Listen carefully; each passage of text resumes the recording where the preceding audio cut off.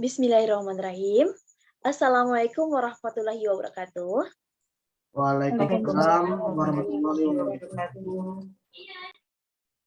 Tak kenal maka tak sayang. Tapi kalau udah kenal, jangan sampai terlalu sayang.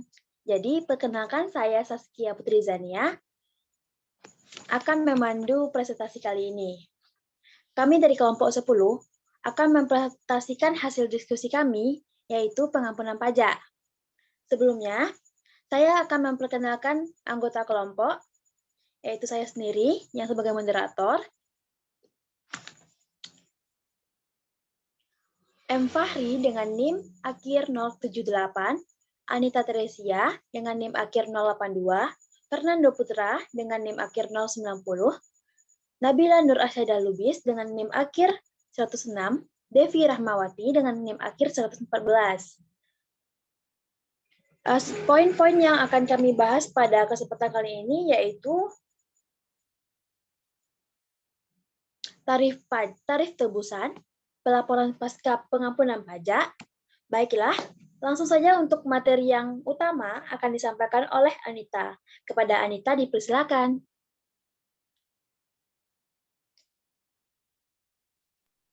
Baiklah, saya akan membacakan materi tentang tarif tebusan. Yang pertama, tarif uang tebusan atas harta yang berada di dalam atau di luar wilayah negara kesatuan Republik Indonesia yang dialihkan atau direpatriasi dan diinvestasikan di dalam wilayah NKRI dalam jangka waktu paling singkat 3 tahun terhitung sejak dialih. A. 2% untuk periode penyampaian surat pernyataan terhitung sejak Undang-Undang Pengampunan Pajak berlaku sampai dengan tanggal 30 September 2016 periode pertama. B.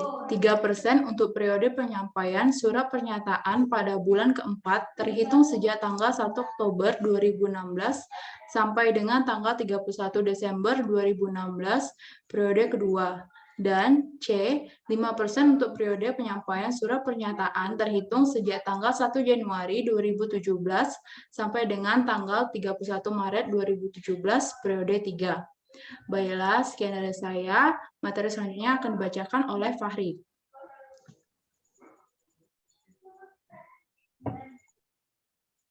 Baiklah, di sini saya akan melanjutkan materi. 2.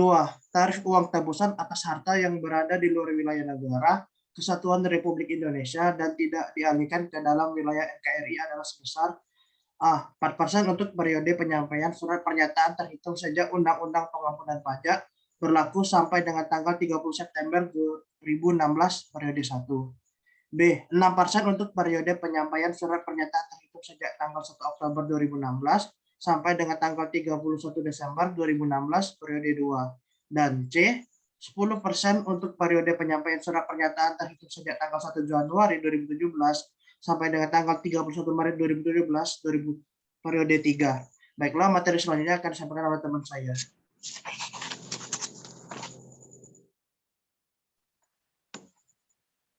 Baiklah, saya akan melanjutkan materi yang dibacakan Pak Fahri tadi.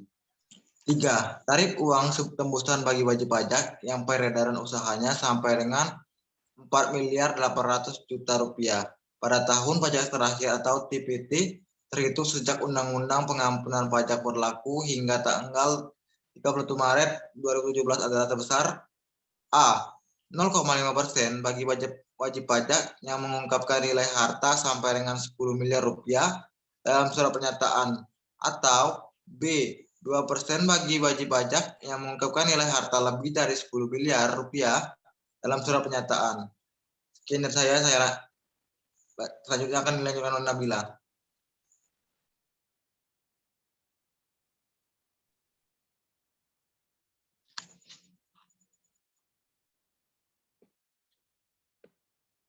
Baik, di sini saya akan melanjutkan materi.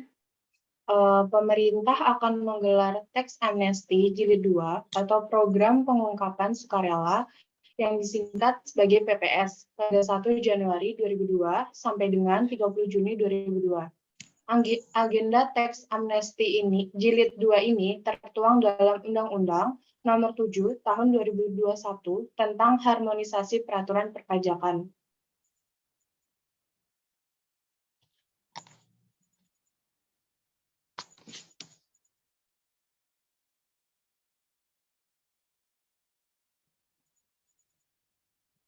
Kedua, kebijakan 2 yakni untuk WP orang pribadi atas harta perolehan tahun 2016 sampai dengan 2020 yang belum dilaporkan dalam surat pemberitahuan atau SPT tahunan 2020.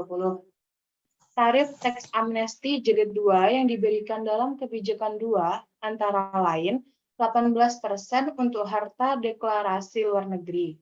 Lalu, tarif teks amnesti jilid 2 sebesar 14% atas harta di luar negeri, repatriasi, dan harta deklarasi dalam negeri.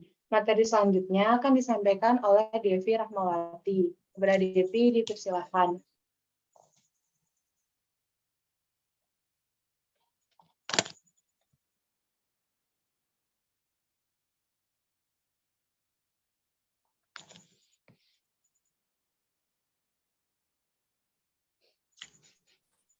Baik, di sini saya akan menyampaikan materi pelaporan pasca pengampunan pajak.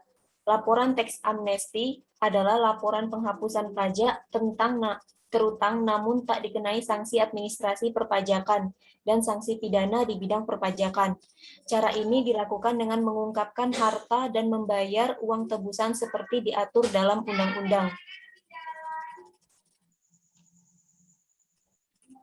Untuk mempersiapkan pengisian laporan pasca amnesti pajak, wajib pajak dapat mempersiapkan hal-hal sebagai berikut. Yang pertama, surat keterangan pengampunan pajak. Kedua, formulir laporan penempatan harta dalam negeri dan atau formulir laporan penempatan harta repatriasi sesuai per 3/PJ/2017. Ketiga, soft copy validasi pelaporan harta dalam negeri dan atau validasi pelaporan harta repatriasi. Keempat, media penyimpanan eksternal CD atau DVD untuk pelaporan soft copy file validasi pelaporan harta ke kantor pajak. Baik, terima kasih. Saya kembalikan kepada moderator.